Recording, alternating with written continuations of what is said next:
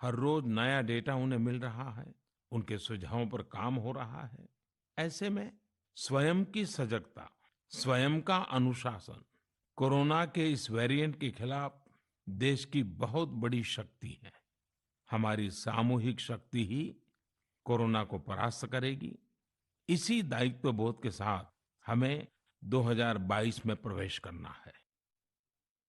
मेरे प्यारे देशवासियों, महाभारत के युद्ध के समय भगवान श्री कृष्ण ने अर्जुन को कहा था, नभः स्पृशम दीप्तम, यानी गर्व के साथ आकाश को छूना। ये भारतीय वायुसेना का आदर्श वाक्य भी है।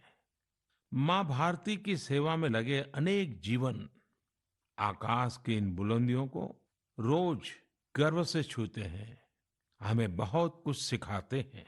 ऐसा ही एक जीवन रहा ग्रुप कैप्टन वरुण सिंह का। वरुण सिंह उस हेलीकॉप्टर को उड़ा रहे थे जो इस महीने तमिलनाडु में हादसे का शिकार हो गया। उस हादसे में हमने देश के पहले सीडीएस जनरल बिपिन रावत और उनकी पत्नी समेत कई वीरों को खो दिया।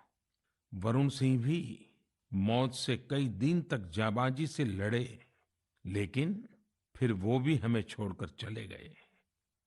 वरुण जब अस्पताल में थे, उस समय मैंने सोशल मीडिया पर कुछ ऐसा देखा जो मेरे हृदय को छू गया। इस साल अगस्त में ही उन्हें शौर्य चक्र दिया गया था।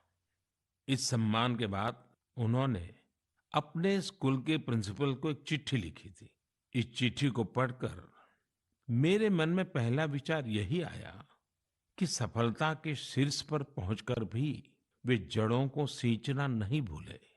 दूसरा, कि जब उनके पास सेलिब्रेट करने का समय था तो उन्होंने आने वाली पीढ़ियों की चिंता की। वो चाहते थे कि जिस स्कूल में वो पढ़े वहां के विद्यार्थियों की जिंदगी भी एक सेलिब्रेशन बने। अपने पत्र में वरुण सिंह जी ने अपने पराक्रम का बखान नहीं किया, बल्कि अपनी असफलताओं की बात की। कैसे उन्होंने अपनी कमियों को काबिलियत में बदला, इसकी बात की। इस पत्र में एक जगह उन्होंने लिखा है, it is okay to be mediocre, not everyone will excel at school and not everyone will be able to score in the 90s.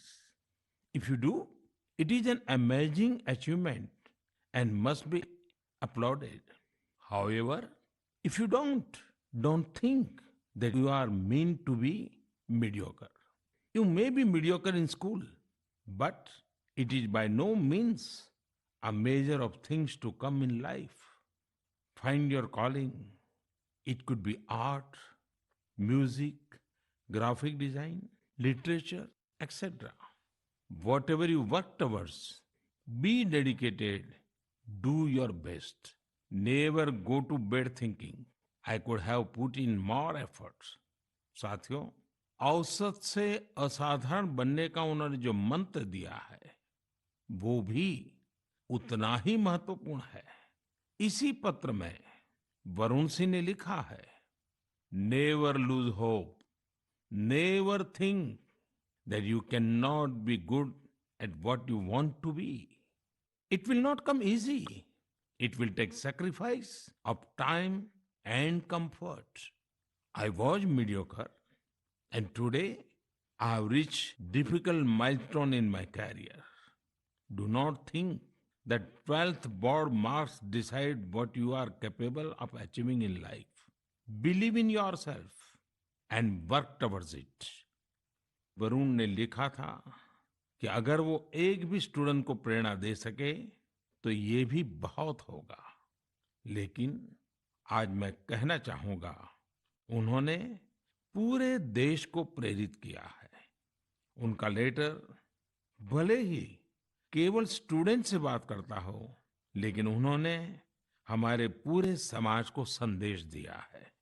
साथियों, हर साल मैं ऐसे ही विषयों पर विद्यार्थियों के साथ परीक्षा पर चर्चा करता हूं। इस साल भी एग्जाम से पहले मैं स्टूडेंट्स के साथ चर्चा करने की प्लानिंग कर रहा हूँ। इस कार्यक्रम के लिए 2 दिन बाद 28 दिसंबर से mygov.in पर रजिस्ट्रेशन भी शुरू होने जा रहा है। ये रजिस्ट्रेशन 28 दिसंबर से 20 जनवरी तक चलेगा।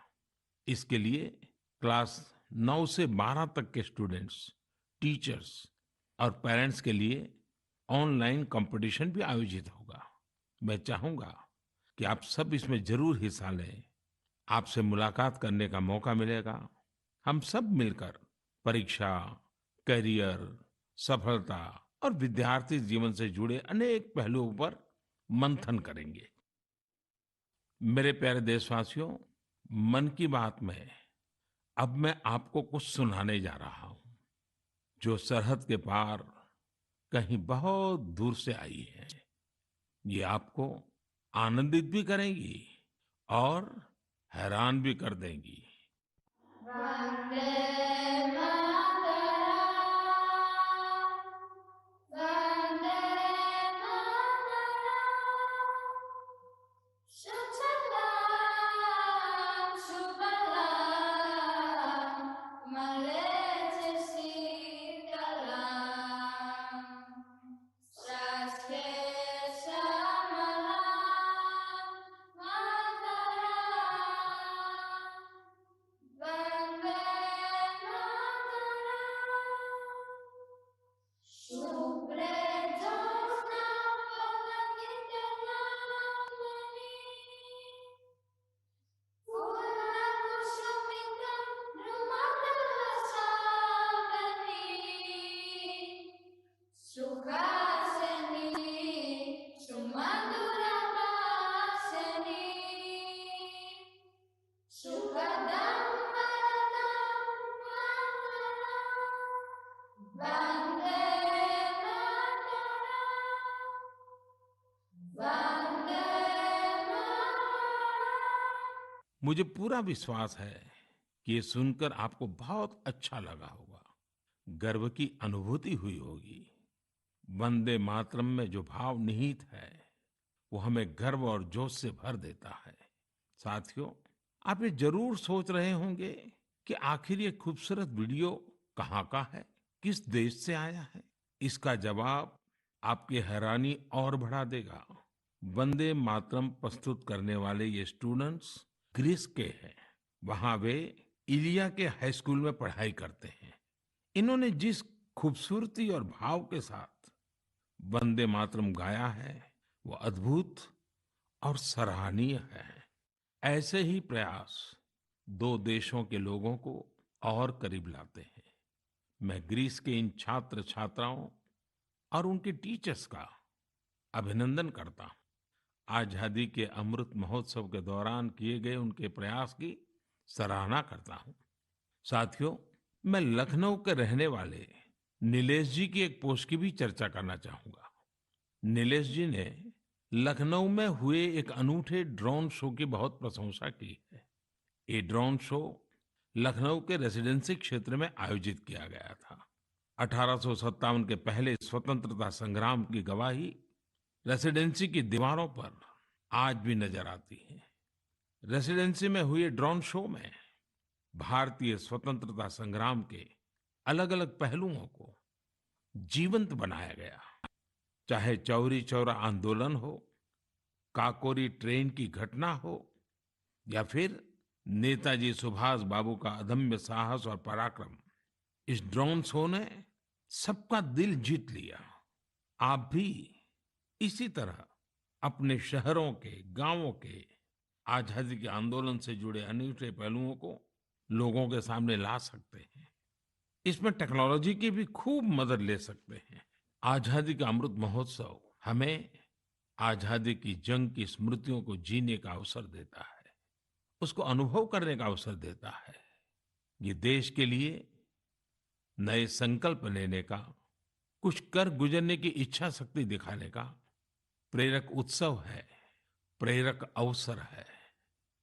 आइए स्वतंत्रता संग्राम की महान विभूतियों से प्रेरित होते रहें, देश के लिए अपने प्रयास और मजबूत करते रहें।